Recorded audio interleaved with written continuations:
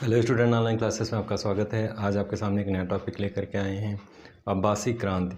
तो अब्बासी क्रांति के संदर्भ में हम लोग अध्ययन करेंगे। अब्बासी क्रांति क्या है, बहुत सारा महत्वपूर्ण तथ्य है, इससे बहुत रिलेटेड क्वेश्चन आते हैं। तो आज हम लोग अब्बासी क्रांति के संदर्भ में अध्ययन करेंगे।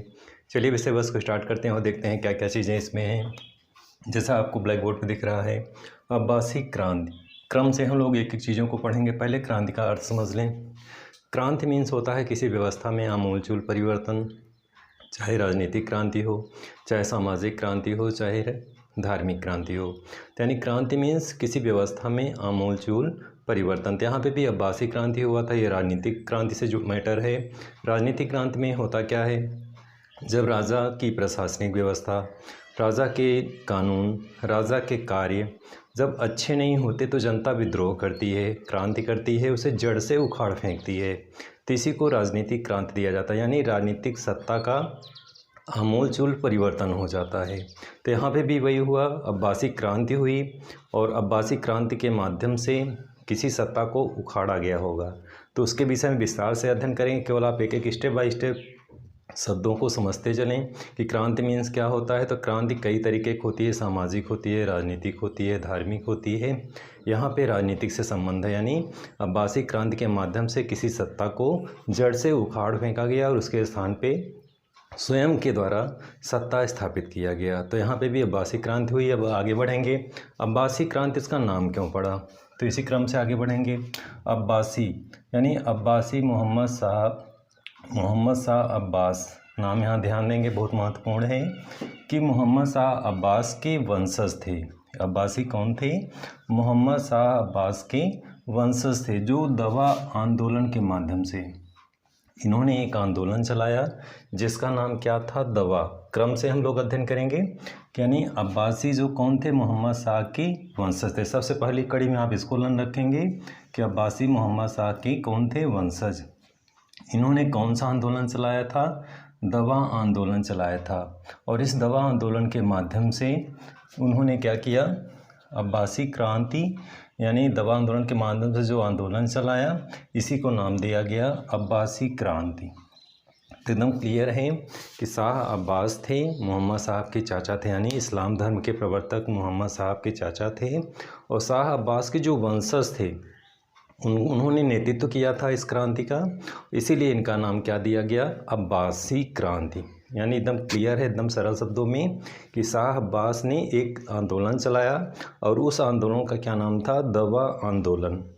उस दवा आंदोलन के माध्यम से उन्होंने सत्ता में मतलब क्रांति किया और इस तरह से इस आंदोलन के माध्यम से जो आंदोलन चलाया, दवा नामक आंदोलन, इसीलिए इनका नाम पड़ गया अब्बासी क्रांति। आगे बढ़ेंगे हम लोग। अब अब्बासी क्रांति के संदर्भ में आगे हम लोग चलेंगे। अब यहाँ पे एक दवा शब्द आया है। इन्होंने दावा किया था, यानी जो सत्ता में व्यक्ति था, शासक था, वो इस्लाम धर्म के मूल सिद्धांतों से इतर कार्य कर रहा था, इस्लाम धर्म की सिद्धांतों को सही तरीके से पालन नहीं कर रहा था। इन्होंने जनता को इकट्ठा करके पूरे अपने साम्राज्य के समर्थकों के इकट्ठा करके ये दावा किया था कि इस्लाम धर्म का जो शासक है वो इस्लाम धर्म के सिद्धांतों का पालन नहीं कर रहा है। इसीलिए उन्होंने इस दावे के आधार पे उसे सत्ता से हटाना चाह रहे थे। उन्होंने ये दावा किया था कि व्यक्ति गलत है, इसे सत्ता से हटाना चाहिए। उसी दावे के आधार पे इसका नाम पड़ गया दवा आंदोलन। तो एकदम क्लियर है, एक एक चीज़ एकदम क्लियर कर देंगे, बहुत सरल तरीके से आप समझ आएंगे कि अब्बासी क्रांति क्या है, किसको सत्ता से हटाया गया और क्या क्या स्वरूप बना। आगे हम लोग इसी क्रम में बढ़ेंगे। अब यहाँ पे कुछ चीज़ों को अध्ययन करेंगे। मोहम्मद साहब खलीफा के संदर्भ में अध्ययन करेंगे। प्रथम चार खलीफा, यहाँ पे एक शब्द आया है प्रथम चार खलीफा, यानी मोहम्मद साहब के उत्तराधिकारी थे। अब खलीफा क्या होता है, इसके संदर्भ में अध्ययन करेंगे।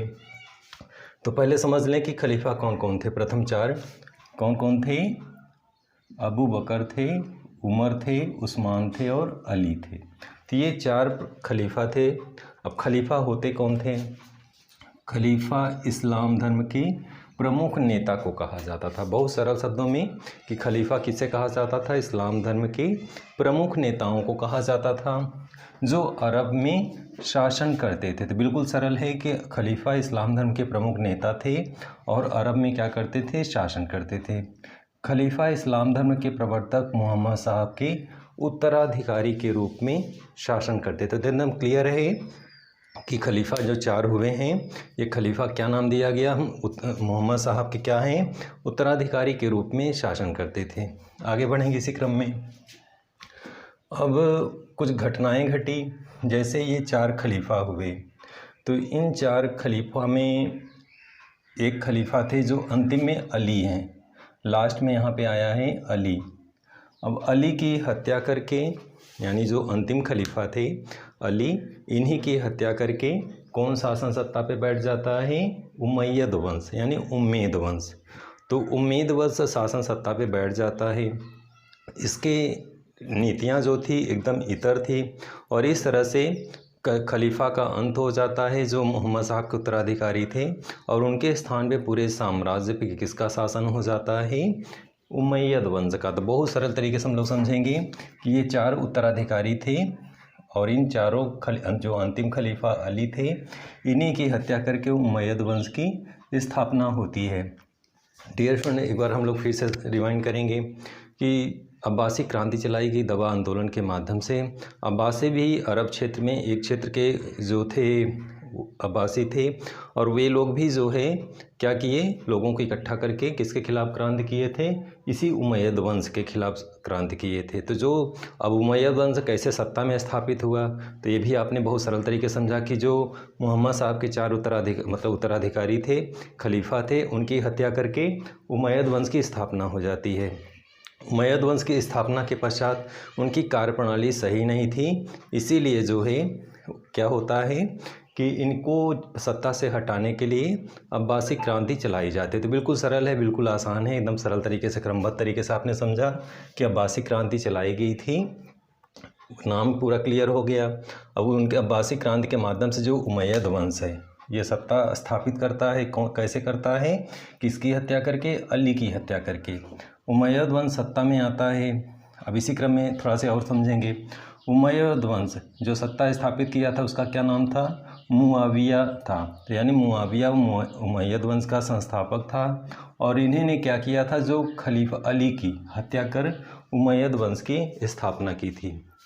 तो अली जो खलीफा थे, मोहम्मद साहब पैगंबर के उत्तराधिकारी थे, उनकी हत्या करके उमैयद वंश की स्थापना की गई, और इसका संस्थापक कौन था, मुआविया था। अली की हत्या भी जो है मुआविया के इशारे पे की गई थी, यानी मुआविया का इसमें इस हत्या में हाथ था। तो इस तरह से उमैयद वंश की स्थापना की गई, और हत्या करने के पश्चात जो पहले उमैयद जो थे उन्होंने अपनी राजधानी कहाँ बनाई, दमिश्क में बनाई। ये भी एक महत्वपूर्ण बिंदु है कि यानी उमैयदों ने अपनी राजधानी दमिश्क को बनाई।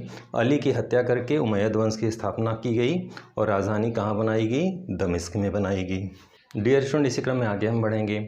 उमैयद वंश की स्थापना के पश्चात प्रशासनिक क्षेत्रों में कुछ परिवर्तन किया गया, यानी अली के समय में जो प्रशासनिक क्षेत्रों में मक्का के लोगों को बैठाया गया था ऊंचे पदों पे, तो जब उमैयद वंश की स्थापना हो जाती है तो उसमें शासन सत्ता में परिवर्तन किया गया, बहुत सारी चीज़ों को परिवर्तन किया गया। यानी अली के समय प्रशासन में मक्का के लोगों को रखा गया था। प्रशासनिक क्षेत्रों में लोग उन्हीं को लोगों को रखते हैं जो उनके क्या होते हैं, समर्थक होते हैं। तो जो विरोधी होते हैं उनको उन क्षेत्रों में या उन प्रशासनिक क्षेत्रों में ऊंचे पदों पे नहीं रखा जाता। तो यही कार्य किया गया उमैयद वंश के समय में, यानी अली के समय लोगों को किसको रखा गया था, मक्का के लोगों को। जबकि मुआविया कौन था, उमैयद वंश का संस्थापक था। इसने सीरियाई लोगों को महत्व दिया, यानी कि प्रशासनिक क्षेत्रों में सीरियाई लोगों को रखा गया। तो इस तरह से प्रशासनिक फेरबदल किया गया, और इसी फेरबदल के कारण जो है बहुत सारे परिवर्तन किए गए। अब आगे हम लोग कुछ अध्ययन करेंगे अब्बासी क्रांति की विशेषताओं के संदर्भ में, यानी अब्बासी क्रांति की जो हुई थी उसकी विशेषता क्या क्या थी, क्या उसमें स्वरूप में परिवर्तन किया गया, उन सभी बिंदुओं पे अध्ययन करेंगे। तो अब्बासी क्रांति में अरबों के प्रभाव में क्या आई, कमी आई। जो पहले अब्बासी क्रांति हुई थी, तो यानी अब्बासी क्रांति में जो अरबों का प्रभुत्व था उनके प्रभुत्व में कमी आई। नेक्स्ट है राजतंत्र स्थापित हुआ। तो यानी जो आगे अब्बासी क्रांति के पश्चात जो पद जो थे वे वंशानुगत बना दिए गए, यानी पिता के बाद पुत्र उस पद पे काबिज होगा। इसी क्रम में आगे है ईरानी संस्कृति का प्रभाव बढ़ गया, यानी ईरानी संस्कृति के प्रभाव में क्या हुआ, वृद्धि हुई। बगदाद को राजधानी बनाया गया, यानी अब्बासियों ने जो दमिश्क राजधानी थी, जब इस वंश को समाप्त कर दिया जाता है तो उसकी राजधानी क्या स्थापित किया गया, बगदाद को राजधानी स्थापित किया गया। सेना और प्रशासन में गैर कबीलाई ढंग से गठित किया गया, यानी सेना और प्रशासन में कबीलों को तरजीह या कबीलाई लोगों को नहीं रखा गया, गैर कबीलाई लोगों को रखा गया। तो ये इसकी विशेषता थी और ये इसकी विशेषताओं के कारण अब्बासी क्रांति जो है अपने आप में महत्वपूर्ण है। इसी क्रम में आगे चलेंगे। जब ये सत्ता स्थापित हो जाती है उमैयद वंश की, तो उसकी जो नीतियाँ थी वो बहुत गलत थी। ईरान, इराक, वहाँ के लोगों को महत्व नहीं दिया जाता था, सीरियाई लोगों को महत्व दिया जाता था। तो ऐसे कंडीशन में क्या हुआ, बहुत सारे जो उसके विरोधी थे उसका विरोध कर रहे थे, इसी में अब्बासी भी उसके विरोधी थे। तो कहते हैं कि इसकी नीतियाँ बहुत कठोर थी। करों में वृद्धि कर दिया गया था, करों में किसी को छूट नहीं दिया गया था। जो उसके समर्थक थे, जो इसके अपने सगे संबंधी थे, उन्हें ऊंचे पद प्रदान किया गया और क्षेत्रों को, लोगों को क्या किया गया, उन्हें अनदेखी की गई। तो स्वाभाविक है कि जिनको अनदेखी की जाती है, जिनको प्रशासन में महत्व नहीं दिया जाता, ऐसे लोग क्या करते हैं, आगे चल के एकजुट होकर के क्रांति करते हैं। तो सेम यही स्थिति उमैयद वंश के साथ भी हुई। उमैयद वंश ने अपने कार्यों के कारण बहुत सारे लोगों को विरोधी बना दिया और इसी विरोध होने के कारण ही अब्बासियों ने एक क्रांति किया, दवा नामक आंदोलन चलाया और उमैयद वंश को सत्ता से उखाड़ फेंका। तो यानी दवा आंदोलन जो चलाया गया था, अरब में दवा नामक एक आंदोलन चलाया गया था, जिसका नेतृत्व कौन किया था, शाह अब्बास के वंशजों ने किया। अब्बासियों का राजनीतिक केंद्र जो था इराक था, ईरान था, खुरासान था। ये महत्वपूर्ण बिंदु है कि अब्बासियों का जो राजनीतिक केंद्र क्या था, इराक, ईरान और खुरासान। तो अब्बासियों ने इन क्षेत्रों के लोगों को एकजुट किया, दवा नामक आंदोलन चलाया। दवा आंदोलन का तात्पर्य है कि उन्होंने लोगों के सामने एक दावा किया। क्या दावा किया कि मोहम्मद साहब के जो मूल सिद्धांत हैं, ये जो उमैयद वंश है इन सिद्धांतों का पालन नहीं कर रहा है। हम पूरे क्षेत्र में इस्लाम धर्म के मोहम्मद साहब के जो मूल सिद्धांत है, जो मूल इस्लाम है, उसको लागू करेंगे, उसको स्थापित करेंगे। तो उन्होंने इस दावे के साथ लोगों को एकजुट किया और एकजुट करने के पश्चात उमैयद वंश को सत्ता से उखाड़ फेंका। तो इस तरह से उमैयद वंश को सत्ता को जब अब्बासियों ने उखाड़ फेंका, तो इस पूरी घटनाक्रम को नाम दिया गया अब्बासी क्रांति। चूँकि शाह अब्बास के वंशजों ने इस क्रांति का नेतृत्व किया था, इसीलिए इसे अब्बासी क्रांति का नाम दिया गया। बहुत सरल शब्दों में इसको याद रखेंगे। ज़्यादातर क्वेश्चन इस तरह से आता है कि अब्बासी क्रांति क्या है, तो आप स्टेप बाय स्टेप हर चीज़ों को बहुत सरल तरीके से समझें कि शाह अब्बास जो मोहम्मद साहब के चाचा थे, तो मोहम्मद साहब के जो चाचा थे शाह अब्बास, उन्हीं के जो वंशज थे, उन्हीं के द्वारा जो है नेतृत्व किया गया था इस क्रांति का और दवा नामक आंदोलन चलाया गया था। तो इसलिए चूँकि वो शाह अब्बासी जो थे, उन्हीं के नाम पे इस क्रांति का नाम दिया गया अब्बासी क्रांति, बिल्कुल सरल तरीके से। तो इस तरह से अब्बासी क्रांति को आप इस पर समझ गए। इसी क्रम में आगे देखेंगे, अब्बासी लोग जब उमैयद वंश की सत्ता को समाप्त करते हैं, कब समाप्त करते हैं, 750 में। महत्वपूर्ण बिंदु है, इसको ध्यान रखेंगे। यानी उमैयद वंश जो थी वो सत्ता को समाप्त किया जाता है 750 ईस्वी में, जड़ से उखाड़ फेंकते हैं और उसके स्थान पे फिर से अब्बासियों का पूरा राजनीतिक स्वरूप पे वर्चस्व स्थापित हो जाता है पूरे अरब में, पूरे आसपास जितने भी पूरा क्षेत्र था। तो इस तरह से पूरे क्षेत्रों पे अब्बासियों का शासन स्थापित हो जाता है और इस शासन की स्टार्टिंग कब होती है, 750 से, और कब तक चलता है, 945 ईस्वी तक। तो अब्बासियों का शासन रहा 750 से 945 ईस्वी तक। एग्ज़ाम में क्वेश्चन भी आता है उमैयद वंश की जो सत्ता से कब हटाया गया था, 750 ईस्वी में। इसी क्रम में आगे बढ़ेंगे।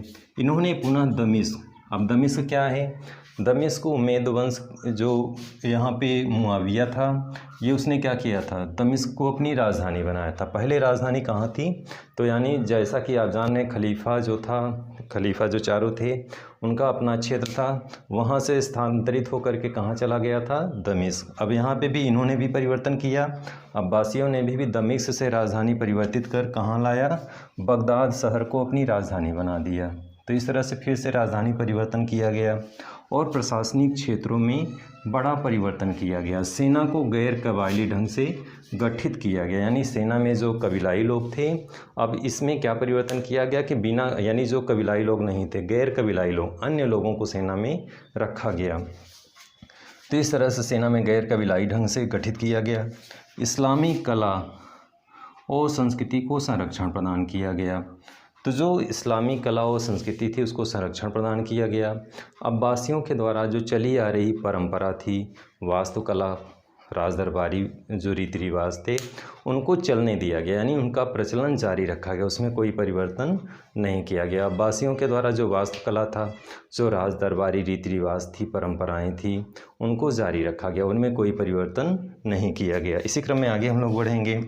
तो इस तरह से संस्कृति और कला का संरक्षण दिया गया और अब्बासियों ने उमैयद वंश की वास्तुकला और दरबारी रीति रिवाज को जारी रखा। तो डियर स्टूडेंट, आज आपने बहुत सरल तरीके से अध्ययन किया। अब्बासी क्रांति क्या है, क्रांति का स्वरूप क्या होता है, अब्बासी क्रांति का नाम अब्बासी क्यों पड़ा, तो उसका भी आपने डिटेल में पढ़ा। अब्बासी क्रांति का विशेषताएं क्या क्या थी उसका भी संदर्भ में आपने अध्ययन किया। क्रांति होने के पीछे कारण क्या था, तो जैसा कि आप जानते हैं क्रांति इसलिए हुआ था क्योंकि उमैयद वंश जो अपने समर्थक किसी एक क्षेत्र के थे उनको प्रशासन में स्थापित किया, उनके ऊंचे पद प्रदान किया, सेना में उनको रखा। अब बाकी अन्य क्षेत्रों को, जैसे ईरान था, इराक था, अब्बासियों का जो क्षेत्र था, इसके साथ साथ अन्य क्षेत्रों के लोगों को उसने कोई महत्व नहीं दिया। करों में लगातार वृद्धि करता गया, उसकी नीतियां कठोर थी, उसे लोग दुष्ट शासक के रूप में संज्ञा दिए। तो इस तरह से कहते हैं जब साम्राज्य में विरोध बहुत ज़्यादा हो जाता है तो लोग क्या करते हैं, क्रांति करते हैं। तो ये सारे क्रांति के कारण थे और इस तरह से क्रांति होती है अब्बासियों के नेतृत्व में और क्रांति के पश्चात जो है उमैयद वंश सत्ता से समाप्त हो जाता है और अब्बासियों का शासन सत्ता पे प्रभुत्व स्थापित हो जाता है। फिर से ये अपने सत्ता को अपने कब्जे में ले लेते हैं। कौन ले लेते हैं, अब्बासी लोग। तो इस तरह से अब्बासी क्रांति हुई। तो इसके संदर्भ में आपने बहुत सारी तथ्यों को समझा, बहुत सारी जानकारियाँ प्राप्त की। डियर स्टूडेंट, आज वीडियो में बस इतना ही। अगले वीडियो में फिर से मिलेंगे, तब तक के लिए धन्यवाद।